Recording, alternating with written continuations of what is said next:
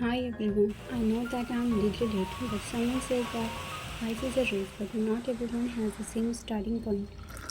Today I wake up at 5:10 for study. Today is my first day of Yakeen 2.0. First I made to-do list, then I watch physics lecture and prepare notes along with some. And here we are completed physics notes. I want to share something that I'm preparing for the Neet while working a job.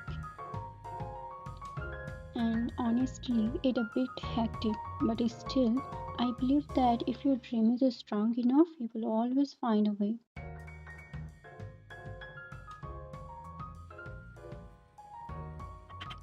मेरा नाम मिर्ज़ा है, आप ही की तरह एक NEET aspirant. मुझे जब भी वर्क प्लेस में फ्री टाइम मिलता है तो मैं लेक्चर देखती हूँ, नोट्स पढ़ती हूँ और ब्रेक टाइम में मैं यूजुअली जूलॉजिकल लेक्चर देखती हूँ। Then I watch half lecture of the physical chemistry. Then I solve some physical chemistry question.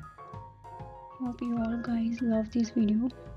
So that's for today's video. It was just the beginning, maybe a small step, but still a start.